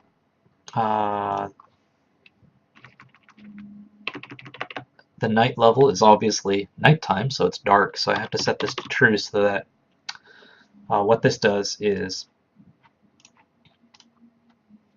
it changes some of the GUI elements and the bullet color. Because the daytime level is fine with, you know, this blue text up here and, you know, gray bullets, but on the graveyard level, obviously just this light blue text wouldn't work up here, so I have it switching based on whether it's a dark color scheme or a light color scheme. And the bullet itself also has a white outline on night levels, or dark levels, I suppose. So that's why I do that.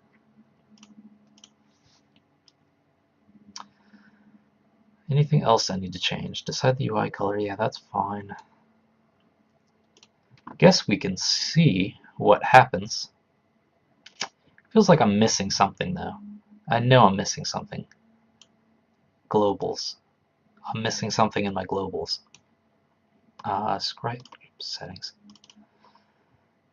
Persistent? There we go. That's what I'm missing. Level list 4 equals room. Otherwise it's just never going to come up with that night level.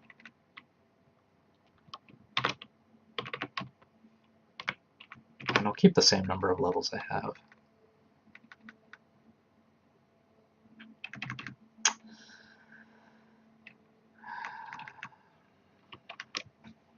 Let me change that. No, that's fine.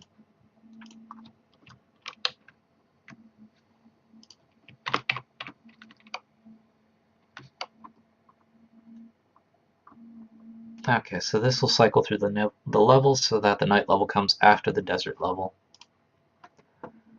I think that'll be enough to get me to the desert level. Let's find out.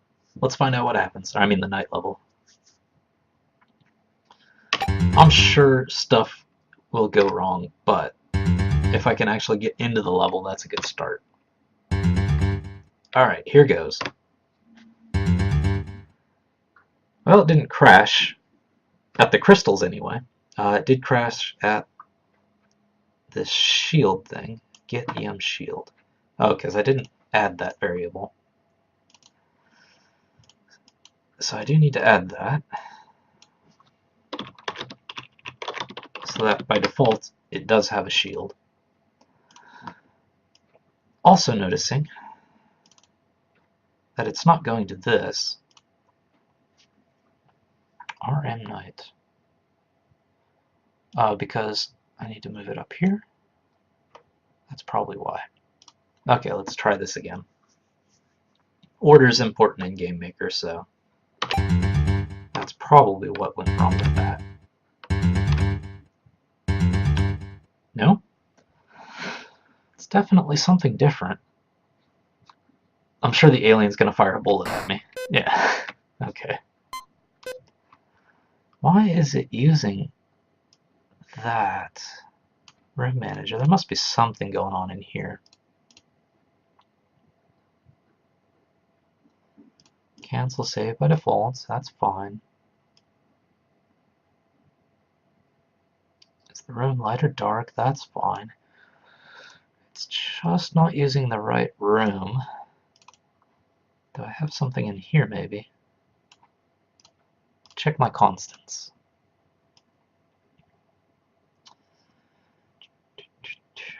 That's fine.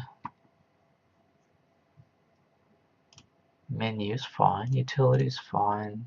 Particle effects is fine. It's just something about this is not using this background. And why is that?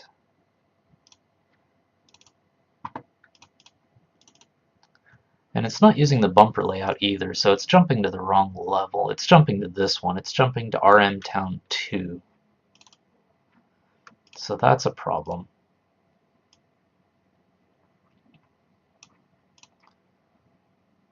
System. Want to at least see what I put together. All in one go, if I can get away with it. Level list 4 is RM Night. Oh, I have 2 level list 4s. Okay, well that's why. At least there's one of those ums and ahs and awkward debugging moments that I promise to have every episode. That was a mental lapse on my part. Pandabits mentions, well, that looks like sunshine, so it didn't load a BG. Yeah, the problem was I was having it set the next level to be the night level, but then the very next step I was overriding that with the town level. So it should be that background that I spent today drawing when I hit F4. There we go. Okay, the layout's right. Aliens are coming in. Granted, they're not shooting lasers, they're just shooting bullets like bad cowboys because I haven't changed any of that stuff, but... And I'll probably be able to just kill them, yeah. So that's going to be different.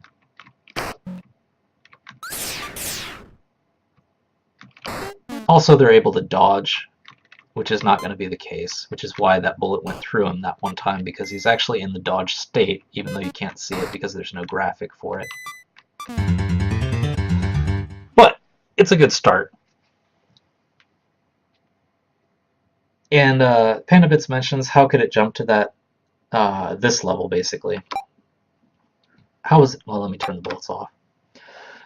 So how is it able to jump to this level showing like the alien levels but not showing the alien background? The reason is because the enemy spawning and the enemy spawn array and the bumper spawn array determines what goes into these spots. Like the red is replaced by whatever I put into bumper spawn array, and these cowboy hats represent whatever aliens I put into the alien spawn array or enemy spawn array.